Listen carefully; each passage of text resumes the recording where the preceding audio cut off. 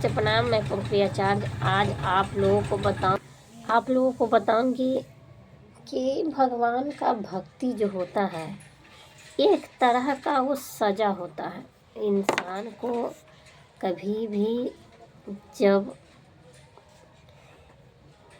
भक्ति करने का मन करता है तो मन अपने आप से नहीं होता है, बल्कि उसको भगवान चुनते हैं कि हाँ, मेरे भक्ति लायक ये इंसान है कि नहीं। ये इंसान अपमान और सम्मान दोनों को सहने की क्षमता है कि नहीं। भगवान की भक्ति करना इतना आसान नहीं है, बहुत कठिन और बहुत टफ है। और जब भगवान चूज करते हैं कि ये इंसान मेरे लायक है और वो इंसान मेरे पूजा करने लायक है और मेरी हर परेशानियों को वो झेल सकता है, तो तरह तरह की परिस्थितियाँ उत्पन्न करती हैं और परीक्षाएं लेते रहते हैं भगवान। इसी तरह का एक कहानी है दुर्वासा ऋषि का। तो दुर्वासा ऋषि एक ऐसी ऋषि था जो बहुत ही पराक्रमक और बहुत ही तप उनके अंदर था। वे अपने तप से चाहे तो किसी को जला भी सकता था, अपने तप से चाहे तो कोई भी चीज़ उत्पन्न कर भी सकता था, इतना उसमें तप था। लेकिन जिस रास्ते से दुर्वासा ऋषि गुजरते थे उस रास्ते से उनको प्रणाम करने वाले इंसान, जो आम इंसान होते हैं, लंबी लाइनें लगता था कि दुर्वासा ऋषि आ रहा है, प्रणाम पंडित जी, प्रणाम पंडित जी कहते कहते उनको आशीर्वाद देते देते मन उनका थक जाता था। और मन थक जाने के कारण कुछ समय बाद उनके अंदर ऐसी परिस्थितियाँ उत्पन्न हुई जो भगवान का भक्ति करना उनको बहुत कठिन लगने लगा। उनके पास समय नहीं मिलता था कि भगवान का कुछ भजन करें। एक बार उस गांव में एक वैश्या रहती थी और वो वैश्या के पास दुर्वासा ऋषि गए और बोले कि आप मेरे कंधे पर हाथ रख करके कुछ मोहल्ले में टहलो। वैश्या बोली कि नहीं महाराज जी, मेरे जाने से, मेरे साथ चलने से आपका मान सम्मान पर बहुत ज़्यादा फर्क पड़ेगा। दुर्वासा ऋषि कहते हैं कि नहीं, हमको इस चीज़ का प्रभाव नहीं पड़ता है और ना हमको किसी की बातों का बुरा लगता है कि तुम मेरे साथ चलो। वैश्या घर से निकली और दुर्वासा ऋषि के कंधे पर हाथ रख करके पूरे मोहल्ले में टहली। ये देख करके पूरे मोहल्ले वाले कर, अरे ऋषि ये बहुत कुकर्मी हो गया, ये ब्राह्मण बहुत कुकर्मी हो गया, ये ब्राह्मण बहुत ही चरित्रहीन हो गया है। ये अनेक तरह तरह की बातें लोग सुनाने लगे। ये तरह तरह के अपमानजनित शब्दों का इस्तेमाल करने लगे दुर्वासा ऋषि को।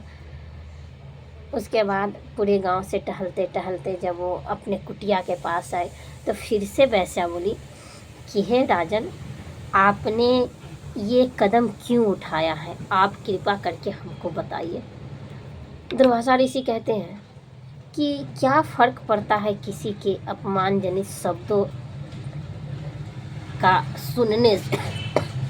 क्या फ़र्क पड़ता है कि कोई अपमानजनित शब्द कह दिया तो मुझे क्या हुआ है। इतना इंसान बोला है, हमको अपमानजनित शब्दों से अपमानित किया, हमको क्या हुआ है।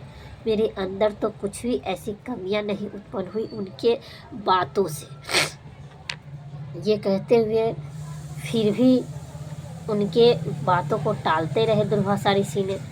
उसके बाद वैश्या कही कि आप मेरे बातों को टाल रहे हैं, आप कृपा करके ठीक ठीक बताइए कि आपने ये कदम क्यों उठाया है। तो दुर्वासा ऋषि कहते हैं कि हे वैश्य, हमने ये कदम इसलिए उठाया है कि हमको भगवान की भक्ति करने में बहुत ही कठिनाइयों का सामना करना पड़ रहा था, इसीलिए हमने ये कदम उठाया है। कल से हमको कोई प्रणाम करने नहीं आएगा। मैं जिस रास्ते से जाऊंगा उस रास्ते से मेरे कुटिया के इर्द गिर्द कोई इंसान नहीं पहुंच पाएगा। इसी कदम से, इसी चक्कर से हम ये कदम उठाए हैं।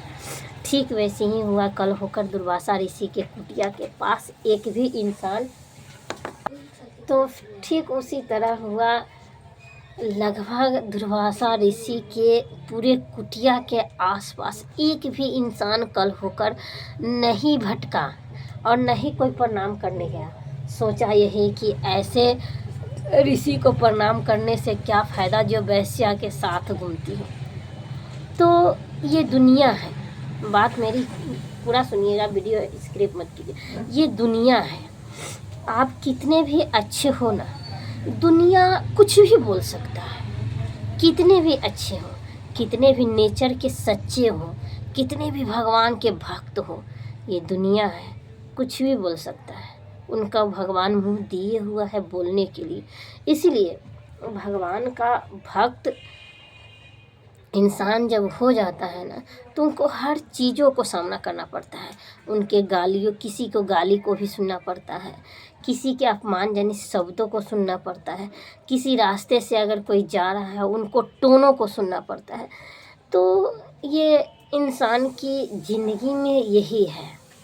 जब तक इन चीज़ों को आप लोग सहोगे नहीं, तब तक भगवान के शरण में जाना नामुमकिन है।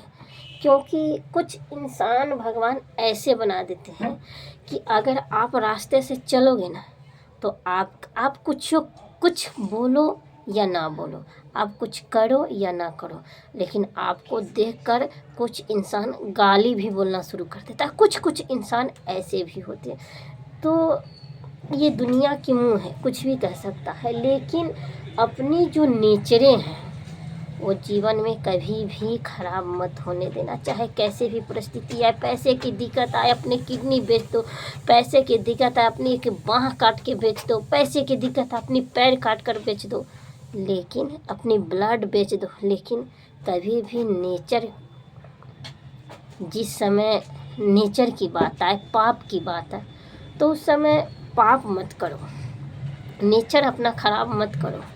क्योंकि आप भगवान अगर एक थोड़ी सी नज़र घुमा देंगे ना, तो आप जो किडनी बेचे हो अपने बच्चे के लिए, अपने पति के लिए, अपनी पत्नी के लिए, अपनी माँ के लिए, वो किडनी भी भगवान वापस कर देंगे। उनकी सिर्फ एक नज़र देखना ज़रूरी है बस। लेकिन अगर नेचर ख़राब करके, कोई गलत कुकर्म करके पैसा एकत्रित करोगे ना, तो वो ना बीमारी में काम आता है, वो कैसे चला जाएगा पता नहीं चलता। इसीलिए जीवन में कभी भी नेचर को बरकरार रखना चाहिए, चाहे कैसी भी परिस्थिति क्यों ना आ जाए। तो तो मेरे कहने का मतलब यही है, किसी वेश्या के साथ जाने से, किसी बैकवर्ड के इंसानों के साथ घूमने से किसी का इज्जत खराब नहीं होता। किसी गरीब के साथ बैठने से इज्जत खराब नहीं होता है। किसी के गरीब को दुख दूर करने में इज्जत खराब नहीं होती है। इज्जत तो तब खराब होता है जब आप गलत करोगे। आप अगर सही हो और दुनिया गलत कह रहा है, तो दुनिया की मत मानो, अपना मानो कि हम सही हैं।